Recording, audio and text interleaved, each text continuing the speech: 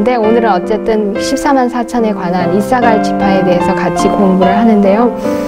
오늘 이사갈 지파 14만 4천에 우리가 들어가는 것이 우리의 목적이고 우리의 목표인데 그 가장 특별한 무리에 들어가려면 어린 양이 어디로 인도하든지 따라가는 자고 여자로 더불어 더럽힘을 받지 않고 또 그 입에 정절이 있어야 되고 거짓말이 없어야 되죠.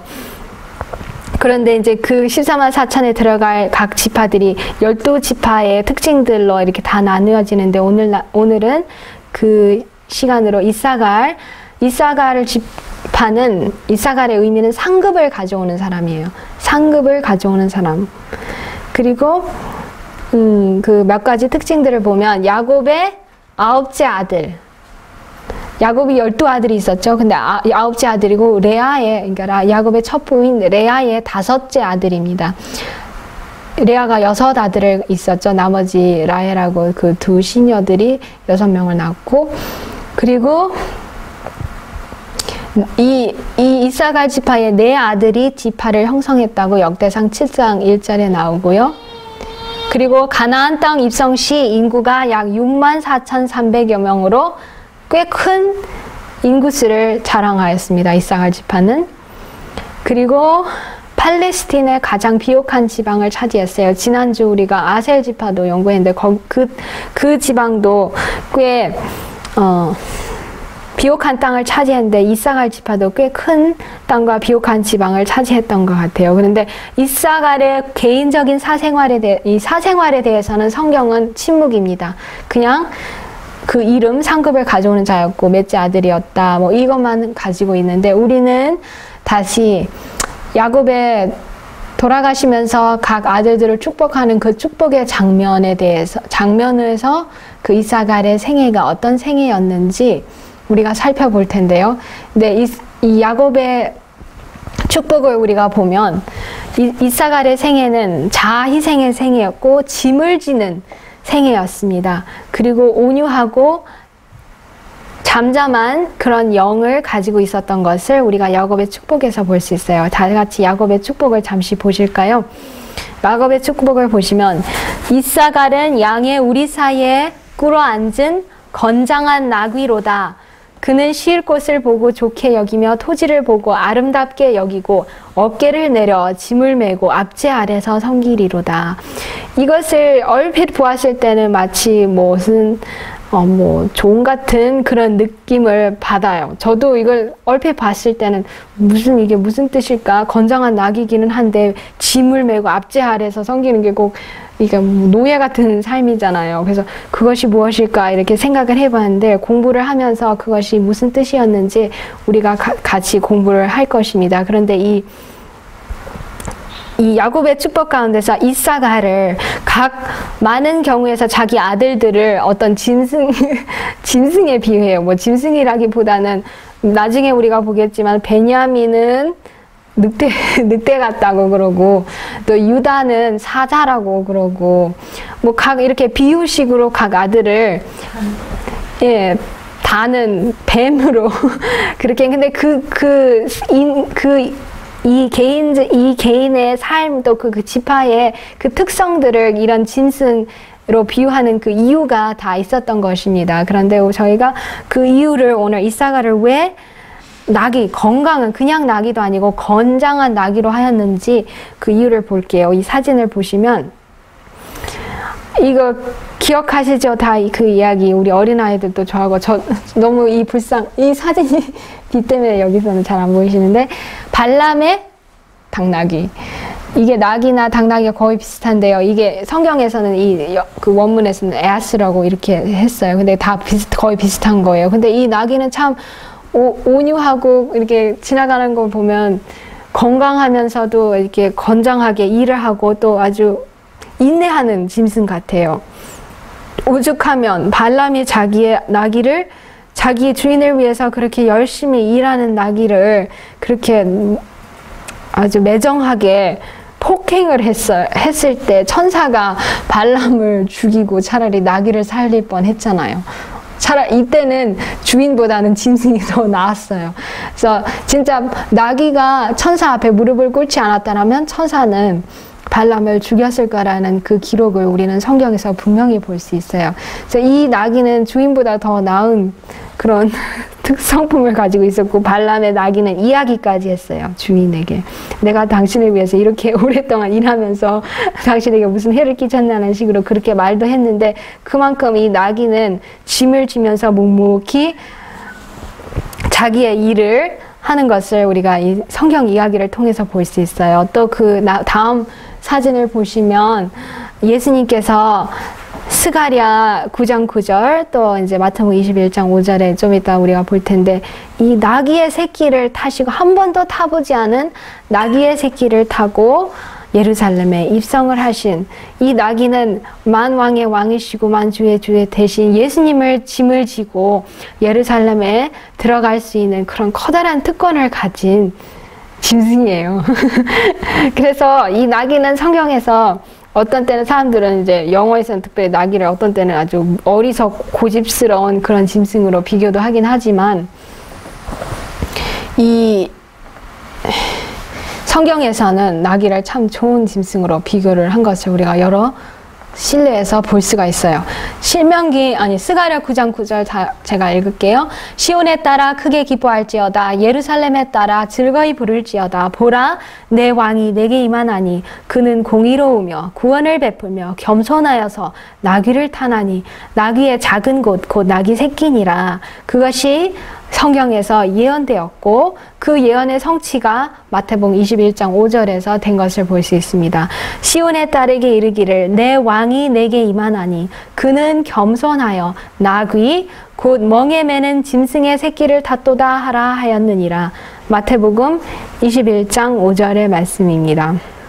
이 모세의 축복에서도 모세가 이사가를 어떻게 복을 주었는지 신명기 33장 18절로 19절을 보겠습니다. 이사가리여, 너는 장막에 있음을 즐거워하라. 그들이 열국 백성을 불러 산에 이르게 하고 거기서 의로운 제사를 드릴 것이며 바다의 풍부한 것, 모래에 감추인 보배를 흡수하리로다. 여기서도 아까 제가 잠시 언급을 했죠. 이사갈은 그 거하던 지방이 비옥한 땅이었는데, 여기서도 이사갈을 아주 바다의 풍부한 것과 모래에 감추인 보배를 흡수하는 아주 부자 지파로 표현한 것을 볼 수 있어요. 잠시 이사갈의 장점을 살피기 전에 이사갈의 단점을 몇 가지만 살펴볼게요. 이사갈의 단점이 있다면요, 열왕기상 15장 27절로 34절에 보시면 그 바사 왕이 자기 스스로가 왕도 아닌데, 왕의 족속은 오직 유다 지파 다윗의 후손만 왕이 될 수 있는데 자기 스스로가 왕이 돼가지고 왕위를 쟁취해가지고 자기가 왕이 된 그 역사가 이렇게 나오는데, 그것이 이사갈 지파에서 나온 바사라는 인물이었습니다. 하나님께서 정하시지 않은 것을 자기 스스로가 했고요. 그리고 열왕기상 21장 1절로 19절에 보시면 나봇이 죽임을 당하였던 곳이 이사갈 지파가 거하는 곳이었어요. 나봇이라는 인물을 기억하세요? 네, 이세벨 왕이 포도원을 뺏으려고 한 이제 아합 왕이 뺏으려고 했는데, 이세벨 여왕 그 왕비가 대신 악한 왕비죠. 악한 왕비가 억지로 그래서 죽인 그 비극의 역사가 있는 곳이었어요. 그것이 이사갈의 지방에서 일어났던 것이고, 그래서 그렇기 때문에 이세벨 왕비 권력의 중심 지방이었어요. 그리고 이제 한 가지 이사갈이 이제 실수한 것이 있었다면, 역대하 30장 17절로 20절에 보시면 히스기야 왕 시대에 하나님의 규례와 율례를 너무 잊어버려서 준비하지도 않고 6월절에 참석하고 먹었어요. 지난번 아셀 지파 때도 잠시 언급을 했는데요. 그때 히스기야 왕이 온 이스라엘에게 이 6월절에 참석하라고 초청을 보냈을 때 많은 지파들은 다 비웃고 안 갔는데, 이제 몇몇 지파가 참석을 했는데, 이사갈 지파는 이 참된 경배의 이 율례, 이를 너무나도 잊어버렸기 때문에, 너무나도 멀리 떨어졌기 때문에 이 6월절을 참석하기 위해서는 그 출애굽기에 보시면 하나님께서 처음 하셨을 때 옷을 다 씻고 빨고 3일 동안 준비하고 이런 것들이 있었는데 그런 것들도 하지 않고 그냥 먹은 거죠. 오늘날 상만찬 우리가 할 때도 준비를 하고 먹어야 되는데 그런 식으로 이제 이 사람들도 해야 되는데 안 해가지고, 그래서 하나님에게 히스기야가 이런 기도를 합니다. 회중에 많은 사람이 성결케 하지 못한 고로 레위 사람들이 모든 부정한 사람을 위하여 6월절 양을 잡아 저희로 여호와 앞에서 성결케 하였으나 에브라임과 므낫세와 이사갈과 스불론의 많은 무리는 자기를, 이게 이사갈, 므낫세, 스불론 이 세 가지 무리가 자기를 깨끗게 하지 아니하고 6월절 양을 먹어 기록한 규례에 어긴지라. 히스기야가 위하여 기도하여 가로되 선하신 여호와여 사옵시옵소서. 결심하고 하나님 곧 그 열조의 하나님 여호와를 구하는 아무 사람이든지 비록 성소의 결례대로 스스로 깨끗게 못하였을지라도 사옵소서 하였더니 여호와께서 히스기야의 기도를 들으시고 백성을 고치셨더라. 물론 그렇게 했었어야 되는데 하나님께서는 동기를 보시는 하나님이시기 때문에 너무나도 잊어버리고 몰라서 그랬던 거기 때문에 하나님께서, 물론 그래도 이거 무지 중에 지은 죄였지만 그래도 이제 속함을 필요했어요. 그래서 히스기야 왕이 대신 이 회개의 기도를 해주었고 하나님께서 대신 해준 것을 우리가 용서해 주신 것을 우리가 볼 수 있습니다. 그리고 참고로 이스라엘 지방에서 또 어떤 한 가지 무서운 일이 있었냐면 그 엔돌 여인, 이 사울이 쫓아간 엔돌 여인이 그 이사갈 지방에서도 있었던 것이었어요. 이제부터 이사갈 지파의 장점과 승리의 비결을 몇 가지 살펴보겠어요. 창세기 49장 14절로 15절에 보시면 짐 지는 것을 무서워하지 않는 건장한 나귀로 상징되었어요. 아까도 우리가 잠시 보았지만 사진에서 이 나귀는 묵묵히 인내하는 짐승인데 거기서도 끝나는 것이 아니라 야곱은 건장한 아주 튼튼한 짐승으로 이 이사갈을 비유하였습니다. 그만큼 이사갈의 품성이 인내하고 묵묵히 짐을 지는 인물이었음을 보여주는 것입니다. 이사갈의 이 자희생적인 생애는 짐도 두 가지 짐, 그러니까 두 배로 져도 불평하지 않는 그런 인물이었던 것을 우리가 보게 됩니다. 어떤 사람들은 짐을 지기는 하되 짐 질 때 투덜투덜 불평하면서 이제 지는 그런 인물들이 있는가 하면 묵묵히 감사하고 또 아무런 이런 불평도 하지 않으면서 다른 사람들이 지는 것보다 더 많이 지는 그런 인물들이 있잖아요. 근데 이사갈이 그런 인물들이었어요. 그리고 아까 우리가 계속 창세기 49장 14절, 15절에 보시면 그 심이 좋고 그 땅이 좋아서 자기 어깨를 내려서 이제 졌다는 그 말을 야곱이 하는데 그 뜻이 저는 무엇인가 생각하고 이렇게 이 선구자들이 이렇게 써놓은 글을 보니까 그것이 무슨 뜻이었냐면 이사갈은 자기가 짐을 질 때 당장 자기가 힘든 거를 생각하지 않고 앞으로 이 짐을 진 후에 올 쉼, 자기에게 올 그런 나중에 쉼과 또 뭐 휴식, 또 이제 그 상급을 뭐 바란다기보다는 그 후에 앞으로의 그 소망을 바라면서 그것 때문에 앞으로 나아가서 짐을 질 수가 있었던 거예요. 그런 소망을 가지고 자원해서 자희생의 생애를 살았기 때문에 이렇게 살 수 있었던 것을 우리가 이 야곱의 축복에서 볼 수가 있습니다. 그런데 우리가 이런 교훈을 뭐 이사갈이 가졌기 때문에 이사갈 지파에 들어갈 14만 4천만 가져야 될 것이 아니고 우리 모두가 그 교훈을 배워야 될 것 같아요. 이 짐지는 것을 우리가 무서워하지 아니하고 우리 앞으로 있는 소망 때문에 그 소망이 너무 기쁘기 때문에 두 배로 져도 무서워하지 않고 묵묵히 할 수 있는 그런 인물들이 되기를 간절히 기도합니다. 그래서 우리가 배워야 할 교훈을 여기서 이렇게 대언의 영에서 이렇게 말씀을 하십니다. 모든 신자들은 그리스도인 생활을 처음 시작할 때 신앙의 기초가 되는 원칙을 잘 배워야 한다. 그들이 그리스도의 희생으로 말미암아 구원을 얻을 뿐만 아니라 그리스도의 생애가 그들의 생애가 되게 하고 그리스도의 품성이 되게 하여야 한다는 것을 배워야 한다. 그들에게는 져야 할 짐이 있고 고쳐야 할 타고난 나쁜 본성이 있다는 것도 배워야 한다. 그들은 좋은 군사로서 자기를 부정하고 어려움을 참으며 그리스도를 따르고 그분을 위해 일하는 것이 큰 축복임을 배워야 한다. 아까 그 이사갈이 그 앞제 아래서 섬겼다. 그것이 무슨 뜻일까 했는데 원래는 그 앞제 아래서 섬기는 것이 그 원어를 보면 또 그 원래 뒷뜻을 보면 어떤 이제 예를 들어서 담보라고 해야 되나요? 이렇게 우리가 무슨 차를 살 때 어떤 사람에게 그 다 장래에 무엇을 주기 위해서 그 자기가 대신 돈이 낼 게 없으면 대신 노동으로 그걸 때우는 거 그 뜻이에요. 그런데 그 나중에 자기한테 올 그 상급이나 그것 때문에 자기가 당장에 주는 노동도 무서워하지 않고 기쁨으로 섬기는, 기쁨으로 일하는 그런 뜻이었습니다. 근데 우리 그리스도인들이 일할 때는 우리가 무슨 앞으로의 그 뭐 상급, 그것보다 뭐 그것도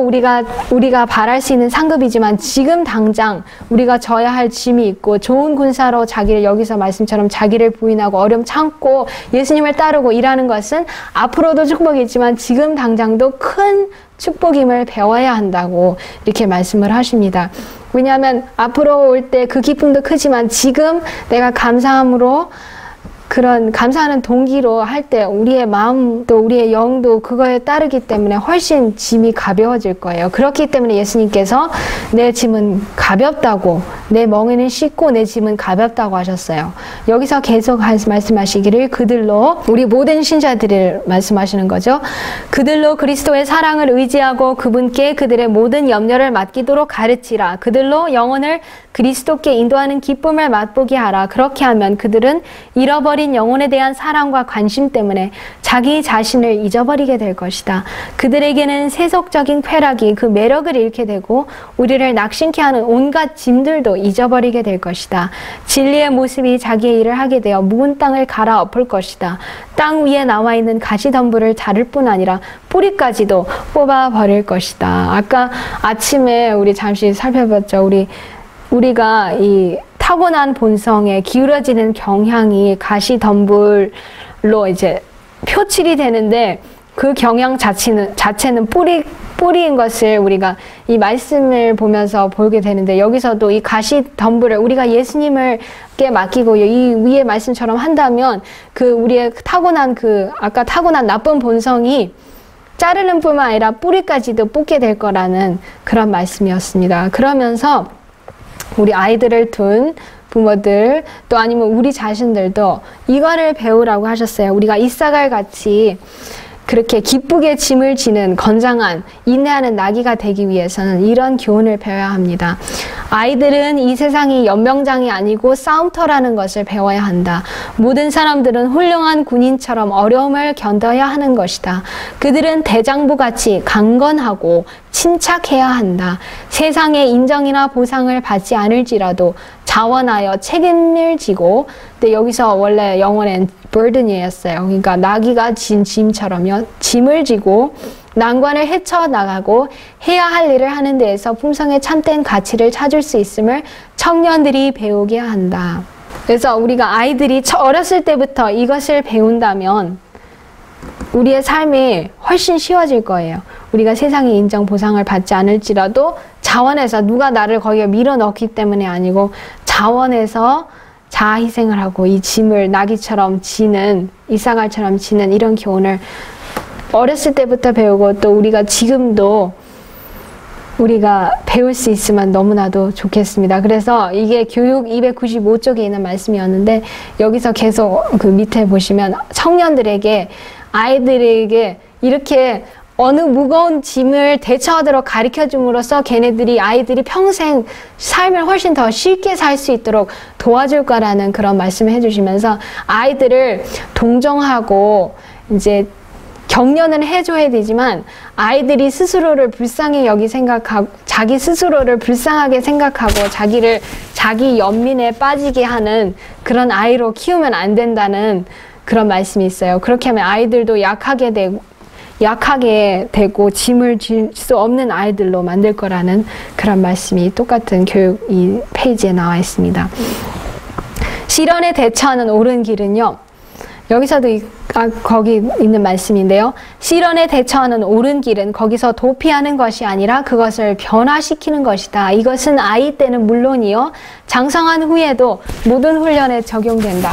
아이의 유년 시절의 교육을 게을리한 결과로 나쁜 경향이 굳어지면 후년의 교육은 더욱 곤란하고 훈련에 많은 어려움이 따르게 된다. 타고난 욕망과 경향을 말살하는 일은 하등한 본성의 고통이 아닐 수 없으나 이 고통은 더욱 높은 기쁨 가운데서 잊어버려야 한다. 그래서 아이들 스스로가 짐을 무슨 이런 책임감이나 짐이 왔을 때 거기서 무조건 도망갈 것이 아니라 그거를 전해서 자기가 그 난관을 부딪히고 그 짐을 질 수 있게 도와주는 것이 이 아이가 평생토록 잘 살 수 있도록 교육의 기초를 잘 놔주는 거예요. 그런 아이들은 이 세상 어디를 가나 더 진짜 성공할 수 있을 것이고 또 장수도 할 수 있을 거예요. 근데 이것을 하기 위해서는 여기서도 이 하등한 본성이 낮은 본성이라고 또 이렇게 영어는 lower nature라고 했던 것 같아요.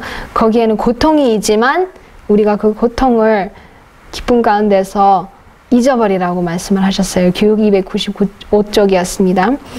여기서도 또 이렇게 말씀을 하세요. 나태한 그리스도인들보다 더 위험한 원수들이 없어요. 하나님의 사업에 있어서 나태한 그리스도인들보다 더 위험한 원수들은 없다. 공공연한 이단자는 덜 해를 끼친다. 왜냐하면 그는 아무도 속이지 않기 때문이다. 그는 찔레와 가시인 그의 인격 그대로 나타난다. 그러나 아무것도 하지 않는 것은 가장 큰 방해가 된다.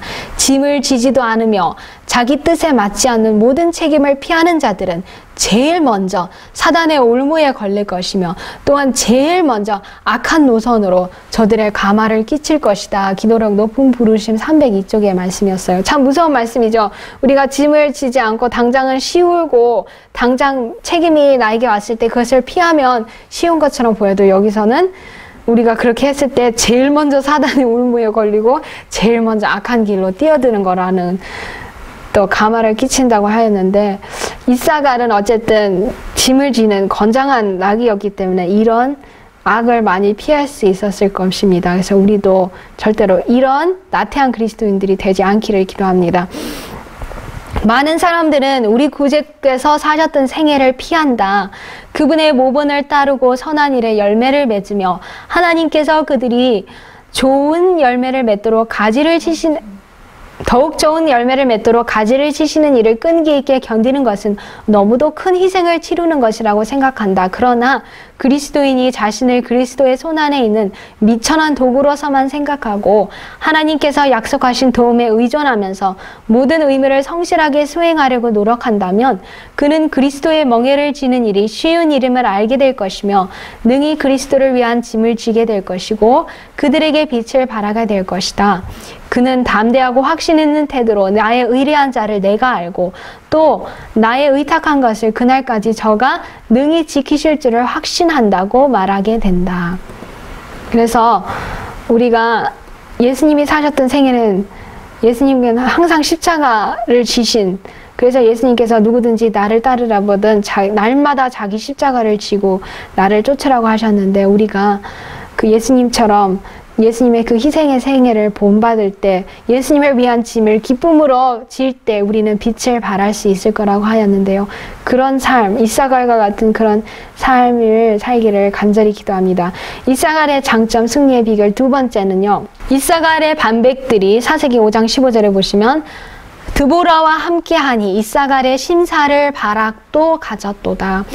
이 사사기 5장 15절에 보시면 무기또의 전쟁, 드보라와 바락이 싸운 그러니까 인도한 그 전쟁인데요. 그때 시세라 장군을 이제 물리치고 그 무서운 적군들을 물리칠 때 그때 그 전쟁이 얼마나 무서웠는지 그 성경 주석에 사사기 주석에 보시면 그때 그 적군들이 아주 무서운 그 마차라고 그러나? 예, 마차에 무서운 칼이 있었다 그랬어요. 큰 칼들이, 낫과 같은 칼들이 있어가지고 그 말들이 그 마차를 끌고 갈 때 그 마차를 이제 그 적군한테 보내면 그 칼이 그 저쪽에 있는 이제 적군들을 다 죽일 수 있게 그냥 자르고 갈 수 있는 그런 마차가 뭐 아주 수없이 많은 그런 무서운 전쟁 때에 그때 이제 그때 사사기 5장을 보면 어떤 지파들은 진짜 헌신적으로 도와주고 어떤 지파들은 아예 그냥 안 나왔어요. 그래서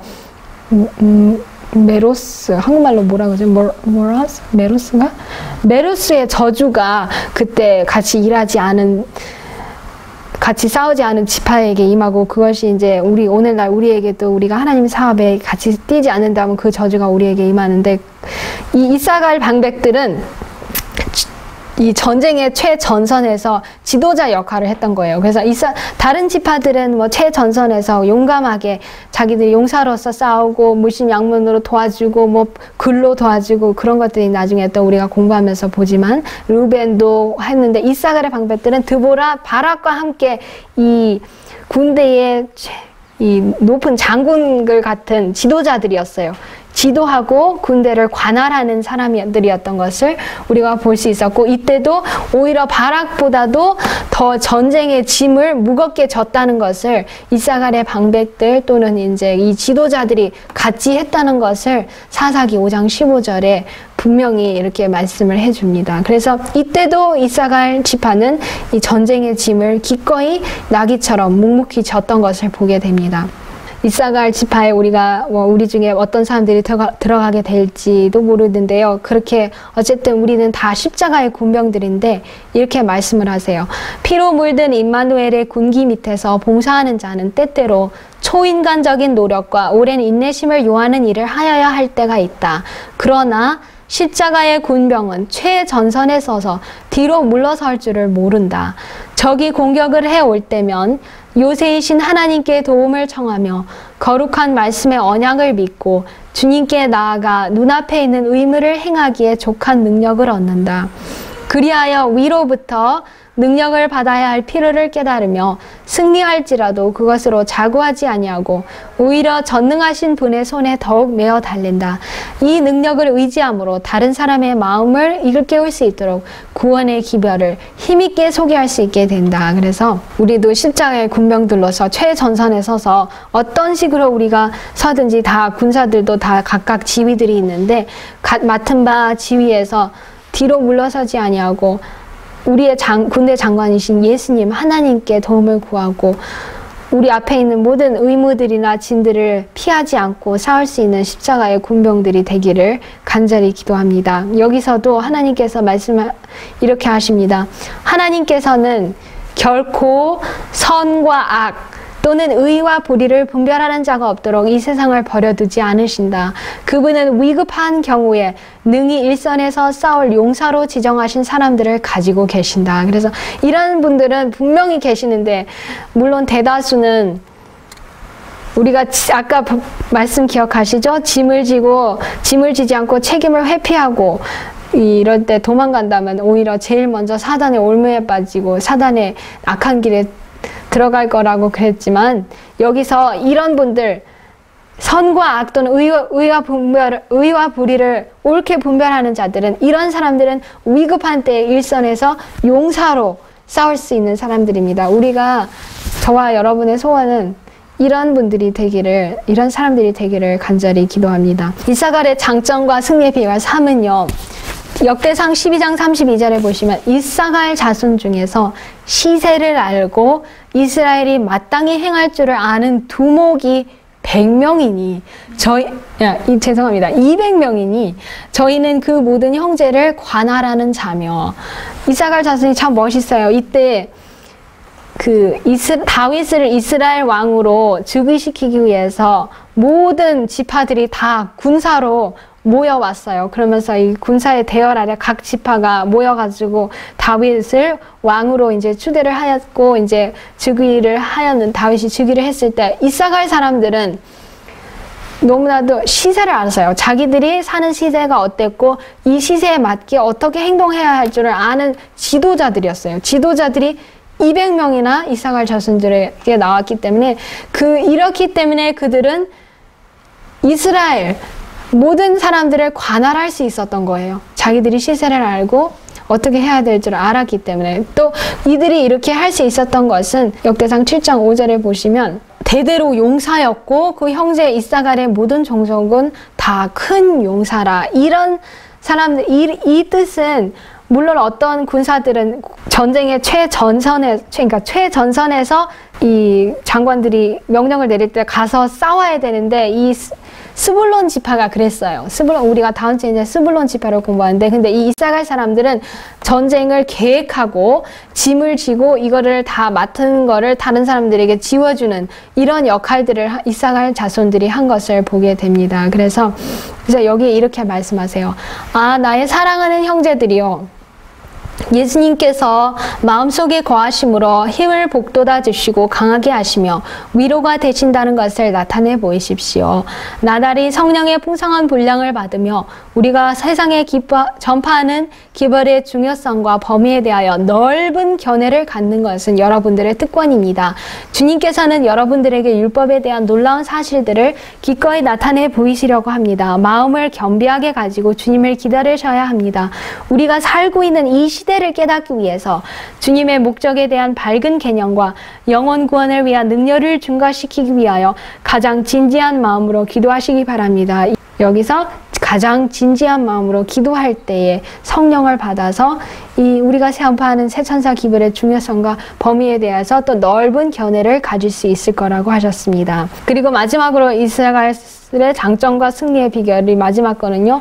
역대상 12장 40절에 여기서도 아까 똑같은 역대상, 아까 세 번째 역대상 12장 32절에 이게 두목 드리고 200명이고 형제를 관할하는 사람들인데, 또 기뻐할 때, 이게 잔치 때도 이사갈이 지도 제일 먼저 나와요. 이사갈과 스불론과 납달리까지도 식물을 나귀와 약대와 노새와 소에 무수히 실어왔으니 곧 과자와 무화과 병과 건포도와 포도주와 기름이요 소와 양도 많이 가져왔으니 이스라엘 가운데 희락이 있었음이더라.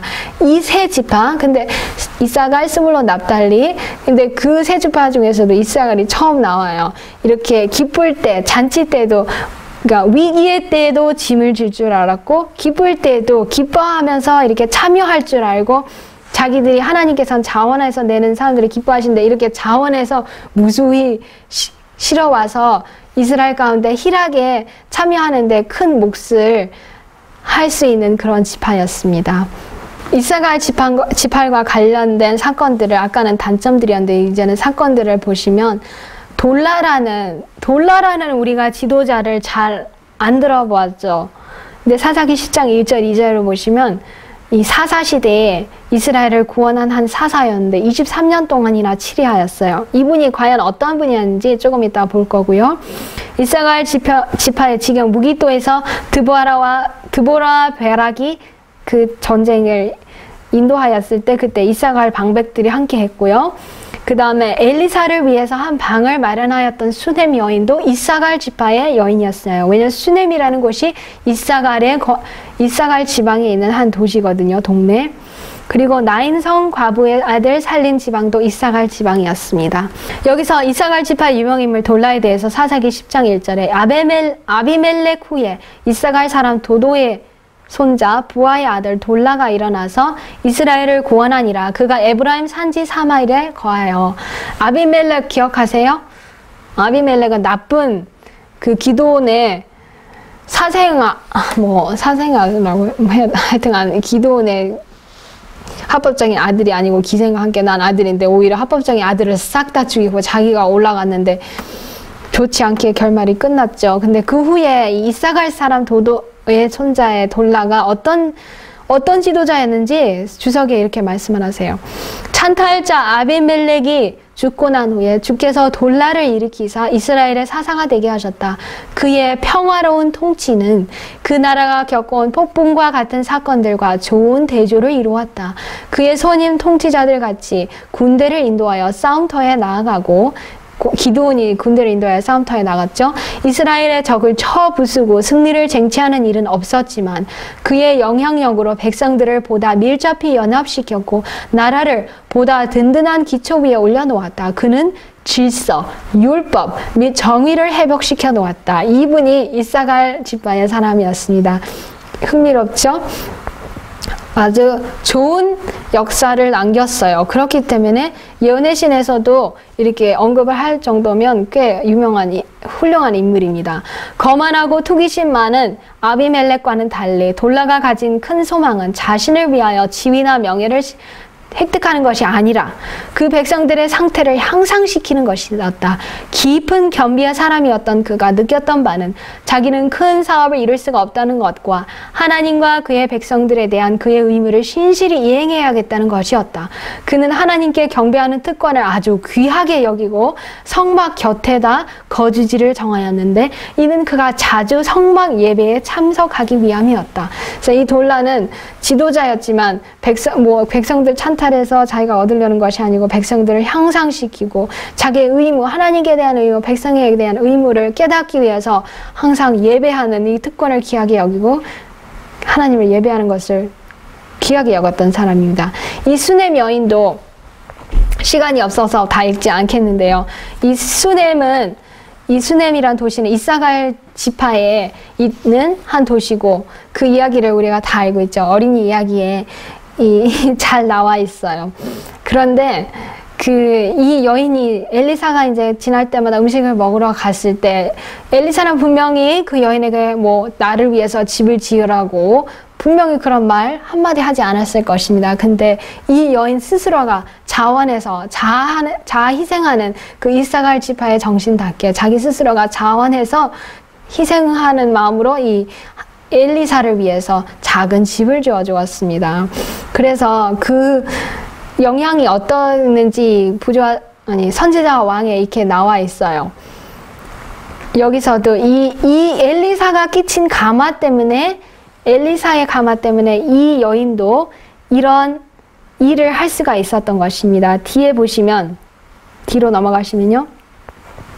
이 집 주부는 엘리사가 하나님의 거룩한 사람인 줄 알고 남편에게 우리가 저를 위하여 작은 방을 나무에 짓고 침상과 책상과 의자를 촛대를 전설하사이다. 저가 우리에게 이르면 거기 유하리이다 하였다. 엘리사는 가끔 이 휴식처에 들렀고 그 조용하고 평안한 분위기를 감사하였다.